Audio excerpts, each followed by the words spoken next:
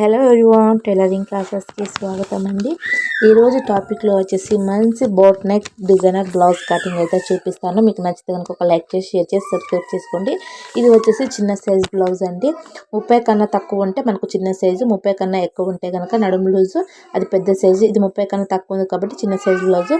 ముందుగా అయితే క్లాత్ని ఈ విధంగా ఫోల్డింగ్ చేయాలి. మనకి ఎంత అయితే బ్యాక్ పార్ట్కి సరిపోతుందో అంత అయితే ఇలా 2 మడతలుగా అయితే ఫోల్డింగ్ అయితే చేసుకోండి. క్లాత్ వచ్చేసి ముందుగా అయితే స్ట్రైట్గా ఒక లైన్ అయితే డ్రా చేసుకొని మనం కరెక్ట్గా స్ట్రైట్గా ఒక లైన్ డ్రా చేసుకొని ఎక్స్ట్రా ఉన్నదాన్ని కటింగ్ చేసుకోవాలి. ఈ విధంగా కటింగ్ చేసుకోవడం ద్వారా మనకు బ్లౌజ్ వచ్చేసి ఒకవైపు ఎక్కువ ఒకవైపు తక్కువ కాకుండా ఫినిషింగ్ నీట్గా ఉంటుంది. రెండు పక్కల కూడా మనకు సమానంగా అయితే ఉంటుంది. బ్లౌజ్ లెంత్ వచ్చేసి 12.5 ప్లస్ షోల్డర్ ఖర్చు కోసం 1/2 ఇంచ్ కలుపుకుంటే మనకు 13 ఇంచులు బ్లౌజ్ లెంత్ అండి. చిన్న సైజ్ బ్లౌజ్ కాబట్టి 13 ఇంచుల బ్లౌజు. ఇది వచ్చేసి ఇప్పుడు మనము షోల్డరు, అలాగే ఇది చిన్న సైజ్ బ్లౌజ్ కాబట్టి షోల్డర్ వచ్చేసి మనము 4.5 పెట్టుకుంటే సరిపోతుంది. ఇది 27 ఇంచుల బ్లౌజ్ కాబట్టి 4.5 షోల్డర్ ఖర్చు కోసము. ఆర్మోల్ లెంత్ వచ్చేసి మీరు 5.5 పెట్టుకుంటే సరిపోతుంది. చిన్న సైజ్ బ్లౌజ్ కాబట్టి 5 పెట్టుకున్నా కూడా సరిపోతుంది. నేనైతే ఇక్కడ 5.5 పెట్టుకున్నాను.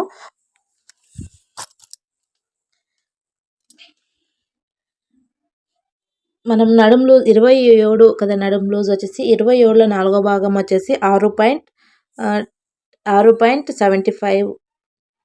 6.35 ఇంచు నడుము లూజు. డాట్ కోసం 1 ఇంచు, ఎక్స్ట్రా స్టిచ్చింగ్ చేసుకోవడానికి 1.5 ఇంచు.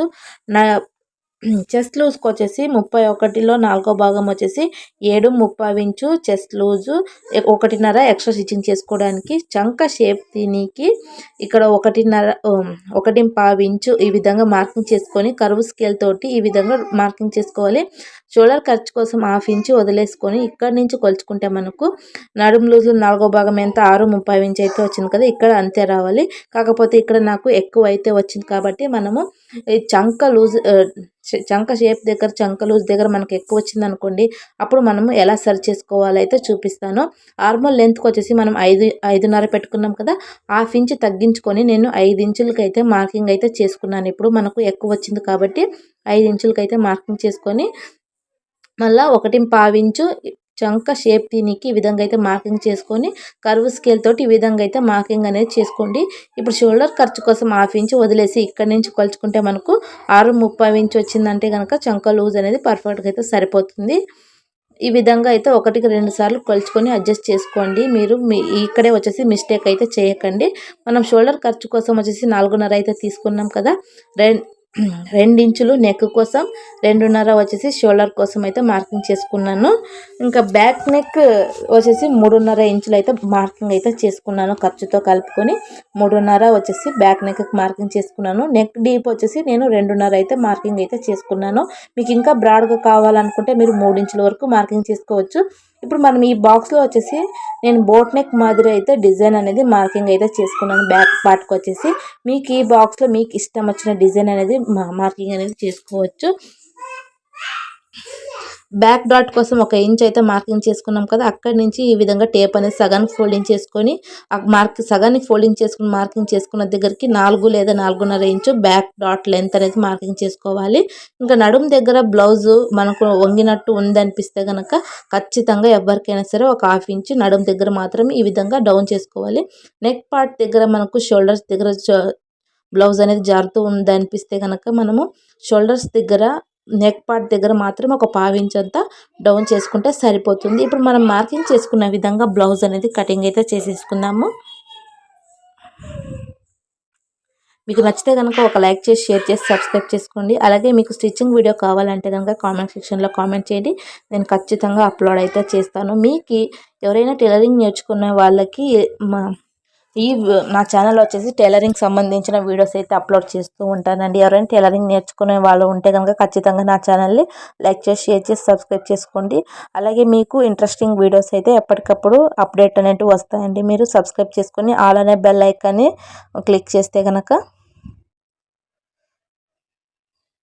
ఇప్పుడు మనం బ్యాక్ పార్ట్ అయితే కటింగ్ అయితే చేసేసుకున్నాం కదా. మనం ఎక్కడెక్కడ స్టిచ్చింగ్ చేసుకోవడానికి మార్కింగ్ చేసుకున్నామో అక్కడక్కడ కట్స్ అయితే పెట్టేసుకుందాం. ఇక్కడ బ్యాక్ సైడ్ వచ్చేసి డిజైన్ అనేది నేను పైపింగ్ చేసుకొని థ్రెడ్ ఎక్కించుకోవడానికి డిజైన్ చేద్దాం అనుకుంటున్నాను కాబట్టి మనకు డోరీ ఎక్కడ దాకా అయితే మనం డిజైన్ చేసుకోవాలనుకుంటామో అక్కడ దాకా ఈ విధంగా మార్కింగ్ చేసుకొని చుట్టూ కూడా ఒక 1/2 ఇంచ్ అంతా ఈ విధంగా ఎక్స్ట్రా అయితే కటింగ్ చేసుకుంటున్నాను. ఇది నేను డిజైనర్ బ్లౌజ్ చేద్దాం అనుకున్నాను కాబట్టి ఒక 1/2 ఇంచ్ ఎక్స్ట్రా అయితే కటింగ్ చేసుకుంటున్నాను.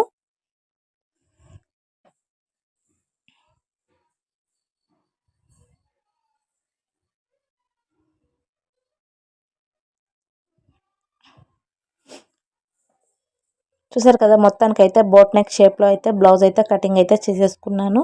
ఇప్పుడు మనము బ్యాక్ పార్ట్ని బేస్ చేసుకొని ఫ్రంట్ పార్ట్ ఏ విధంగా కటింగ్ చేయాలనేది అయితే చూపిస్తానండి.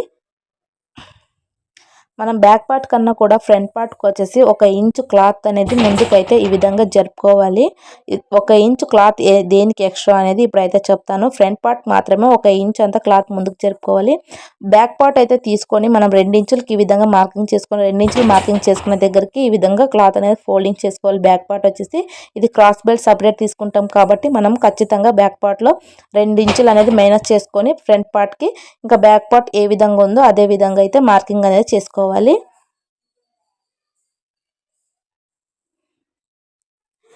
బ్యాక్ పార్ట్ కన్నా కూడా ఫ్రంట్ పార్ట్కి చాలా చేంజెస్ అయితే ఉంటాయండి. మీరు వీడియోస్ చూసేటప్పుడు బ్యాక్ పార్ట్కి వీడియోకి స్కిప్ చేసినా పర్లేదు, కానీ ఫ్రంట్ పార్ట్ కటింగ్ చేసేటప్పుడు మాత్రం వీడియో అనేది స్కిప్ చేయకండి. బిగినర్స్ ఎవరైనా ఉంటే కనుక మీకు అర్థం కాదు. అందుకనేసి మీరు బ్యాక్ పార్ట్ కన్నా కూడా ఫ్రంట్ పార్ట్కి కటింగ్ కానీ స్టిచ్చింగ్ కానీ పూర్తిగా అబ్జర్వ్ చేసి చూడండి. వీడియోస్ కానీ మీరు డైరెక్ట్ టైలరింగ్ నేర్చుకునే వాళ్ళు కానీ ఇలా స్కిప్ అయితే చేయకండి. ఫ్రంట్ పార్ట్కి వచ్చేసి ఇంకా ఫ్రంట్ పార్ట్కి వచ్చేసి ఒక 1/2 ఇంచ్ అంతా మనము చంక షేప్ అనేది తీసుకోవాలి, లోత్ అనేది. అప్పుడే మనకు చంక దగ్గర ముడతల్లాగా రాకుండా ఫినిషింగ్ అనేది నీట్గా ఉంటుంది. ఇంకా ఫ్రంట్ నెక్ వచ్చేసి నేను ఇక్కడ చిన్న సైజ్ బ్లౌజ్ కాబట్టి 6.5 ఇంచులు అయితే తీసుకున్నాను. అదే పెద్ద సైజ్ అయితే 7 నుంచి 7.5 వరకు మనము తీసుకోవచ్చు. ఇది చిన్న సైజ్ బ్లౌజ్ కాబట్టి 6.5 ఇంచులు తీసుకున్నాను. ఉక్స్ పట్టి కాజాపట్టి దగ్గర 1 ఇంచ్ పైకి, అక్కడి నుంచి 2.5 ఇంచులు, మళ్ళీ డాట్ కోసం 2 ఇంచులు, డాట్ కోసం 2 ఇంచులు మార్కింగ్ చేసుకున్న దగ్గరికి 1/2 ఇంచ్ కిందకి ఈ విధంగా అయితే మార్కింగ్ చేసుకోవాలి. క్రాస్ బెల్ట్కి నడుం లూజ్ దగ్గర వచ్చేసి మనం 1/2 ఇంచ్ ఈ విధంగా పైకి అనేది మార్కింగ్ చేసుకోవాలి. ఈ డాట్ స్టిచ్చింగ్ చేసుకోవడానికి కంపల్సరీ మనకు 1 ఇంచ్ ఎక్స్ట్రా క్లాత్ అనేది కావాలి కాబట్టి మనము ఫ్రంట్ పార్ట్కి మాత్రమే ఇలా ఈ విధంగా అయితే జరుపుకున్నాం కదా ముందుకి. ఆ 1 ఇంచ్ దేనికంటే ఈ డాట్ మనకు చెస్ట్ లూజ్ మెజర్మెంట్ పట్టు ఈ డాట్ అనేది మనకు మెజర్మెంట్ చేంజ్ అవుతూ ఉంటుంది కాబట్టి ఈ డాట్ మనకు స్టిచ్చింగ్ చేసుకోవడానికి ఎక్స్ట్రా కంపల్సరీ క్లాత్ అనేది ఎక్స్ట్రా పడుతుంది. అందుకనేసి మనం ఫ్రంట్ పార్ట్కి బ్లౌజ్ అనేది కాస్త ముందుకు జరుపుకొని కటింగ్ చేసుకోవాలి బ్యాక్ పార్ట్ కన్నా కూడా. మీకు ఏ వీడియో నచ్చిందని అనుకుంటున్నాను. ఫ్రంట్ పార్ట్ ఏ విధంగా కటింగ్ చేసుకోవాలో బ్యాక్ పార్ట్ యూజ్ చేసుకొని, అదే విధంగా బ్యాక్ పార్ట్కి ఫ్రంట్ పార్ట్కి చేంజెస్ ఏంటో ఇప్పుడైతే ఎక్స్ప్లెయిన్ అయితే చేశాను కదా. మీకు నచ్చితే కనుక ఒక లైక్ అయితే చేసుకోండి. స్టిచ్చింగ్ వీడియో వచ్చేసి నెక్స్ట్ వీడియోలో అయితే పెడతానండి. మీకు కావాలంటేనే స్టిచ్చింగ్ వీడియో పెడతాను, లేకపోతే లేదు. మనం ఎక్కడెక్కడ స్టిచ్చింగ్ చేసుకోవడానికి మార్కింగ్ చేసుకున్నామో అక్కడక్కడ ఈ విధంగా కట్స్ పెట్టుకుంటే మనకు స్టిచ్చింగ్ చేసుకునేటప్పుడు చాలా వీలుగా ఉంటుంది. మళ్ళీ మనము ఒకవైపు ఎక్కువ ఒకవైపు తక్కువ కాకుండా 2 వైపులో కూడా సమానంగా అయితే స్టిచ్చింగ్ చేసుకుంటాము. ఇప్పుడు మనము క్రాస్ బెల్ట్ అయితే కటింగ్ చేసుకుందాం. క్రాస్ బెల్ట్కి వచ్చేసి ఈ విధంగా స్ట్రైట్గా లైన్ అనేది డ్రా చేసుకొని ఎక్స్ట్రా ఉన్నదాన్ని అయితే కటింగ్ అయితే చేసేసుకోండి. ఉక్స్ పట్టి క్రాస్ బెల్ట్ కోసం వచ్చేసి మనము బ్యాక్ పార్ట్ ముందుగానే కటింగ్ చేసుకొని పెట్టుకున్నాం కదా, బ్యాక్ పార్ట్ని అయితే తీసుకోండి. సైడ్న స్టిచ్చింగ్ చేసుకునే దగ్గర 3 ఇంచులు, ఉక్స్ పట్టి కాజా పట్టి దగ్గర 3.5 ఇంచులు, ఉక్స్ పట్టి కాజా పట్టి దగ్గర నుంచి 3.5 మళ్ళీ 3.5 ఇంచులు, ఈ విధంగా 3.5 ఇంచులు మార్కింగ్ చేసుకున్న దగ్గరికి మళ్ళీ 2.5 ఇంచులు ఈ విధంగా మార్కింగ్ చేసేసుకుంటే సరిపోతుంది. క్రాస్ బెల్ట్కి వచ్చేసి చిన్న సైజ్ అయినా పెద్ద సైజ్ అయినా క్రాస్ బెల్ట్ మెజర్మెంట్ మాత్రం చేంజ్ అవ్వదండి. ఇవే 3.5, 3 ఇంచులు, 2.5 మళ్ళీ 4 ఇంచులు. ఎవరికైనా సరే ఈ 4 మెజర్మెంట్ మనము మైండ్లో ఫిక్స్ అయితే సరిపోతుంది. క్రాస్ బెల్ట్కి వచ్చేసి చిన్న సైజ్ అయినా సరే పెద్ద సైజ్ అయినా సరే ఇదేనండి మెజర్మెంట్ వచ్చేసి. చేంజెస్ అయితే ఏమీ ఉండదు. క్రాస్ బెల్ట్కి వచ్చేసి మనకు ఉక్స్ పట్టి కాజా పట్టి దగ్గర గుర్తు కోసం వచ్చేసి ఈ విధంగా కట్స్ అయితే పెట్టేసుకుందాము. ఇక్కడ మనము స్లీవ్స్ అయితే కటింగ్ చేసి చూపిస్తున్నానండి. ఇక్కడ వచ్చేసి బఫ్ స్లీవ్స్ అడిగారు కాబట్టి మనము ఎలా కటింగ్ చేయాలనేది చూపిస్తానండి. మనం ఈ స్లీవ్స్‌కి వచ్చేసి 4 మడతలుగా ఈ విధంగా అయితే ఫోల్డింగ్ చేసుకోవాలి. మనకు తక్కువ వస్తే గనక ఒక 2 లేయర్లు మాత్రం వెనక్కి జరుపుకొని ఈ విధంగా 4 మడతలుగా క్లాత్ అనేది ఫోల్డింగ్ చేసుకోవాలి. మనకు 27లో నాలుగో భాగం వచ్చేసి 6:30 ఇంచు కదా! బ్లా నడుం బ్లౌజ్ వచ్చేసి 6:30 ఇంచు ప్లస్ 1:30 స్టిచ్చింగ్ చేసుకోవడానికి కలుపుకొని మనం ఇప్పుడైతే ఇక్కడ మార్కింగ్ అనేది చేసుకోవాలి. బ్లౌజ్ లెంత్ వచ్చేసి స్లీవ్ లెంత్ వచ్చేసి 6 ఇంచులు. స మనకు చంక డౌన్ వచ్చేసి మీరు ఎల్బో హ్యాండ్స్ తీసుకుంటే ఖచ్చితంగా మీరు 3 ఇంచులు అనేది డౌన్ చేసుకోవాలి. స్లీవ్ లూజ్ వచ్చేసి 5 ఇంచులు.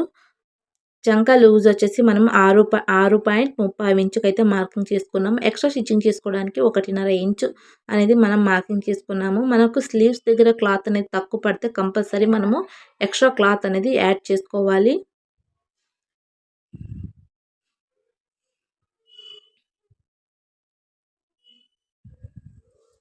మనకు స్ప్రిల్స్ పెట్టుకోవడానికి మీరు బఫ్ అనేది ఎక్కువ స్ప్రిల్స్ వచ్చేసి మనకు బాగా గుబురుగా ఉండాలంటే మీరు 3 ఇంచులు తీసుకోండి. మీరు 5 ఇంచుల వరకు తీసుకోవచ్చు. ఇక్కడ నుంచి 3 ఇంచులకి ఈ విధంగా అయితే మార్కింగ్ చేసుకోండి. ఇది మనకు స్ప్రిల్స్ పెట్టుకోవడానికి కాబట్టి ఎక్స్ట్రా 3 ఇంచులు అనేది మార్కింగ్ అనేది చేసుకున్నాను. ఇప్పుడు మనం ఈ బాక్స్ మాదిరి మార్కింగ్ చేసుకున్న దగ్గర నుంచి ఈ విధంగా మనము చంక లూజ్ దగ్గరికి ఈ విధంగా స్లీవ్ షేప్ అనేది మార్కింగ్ చేసుకోవాలి. మనం బఫ్ ఇవ్వాలనుకున్నాం కాబట్టి మనకు ఈ విధంగా ఎక్స్ట్రా కంపల్సరీ 3 లేదా 5 ఇంచుల వరకు మనము బఫ్ కోసం అయితే మార్కింగ్ చేసుకోవచ్చు. మీకు బఫ్ అనేది ఎంత గుబురుగా మనకు బఫ్ అనేది కావాలనుకుంటామో అంతవరకు మీరు లెంత్ అనేది పెంచుకోవాలి స్ప్రిల్స్ కోసము. ఇక్కడ మనకు 4 ఇంచెస్ ఎక్స్ట్రా క్లాత్ అనేది యాడ్ చేసుకోవాలి.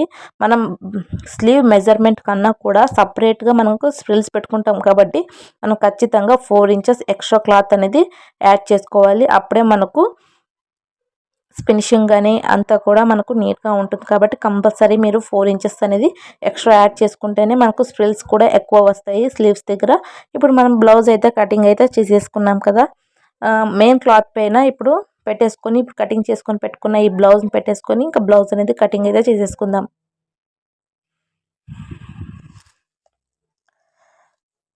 బ్యాక్ పార్ట్ ఫ్రంట్ పార్ట్ కూడా లైనింగ్ ఫ్యాబ్రిక్ని ఈ విధంగా మెయిన్ క్లాత్ మీద పెట్టేసుకొని బ్లౌజ్ అనేది కటింగ్ అయితే చేసేసుకోండి.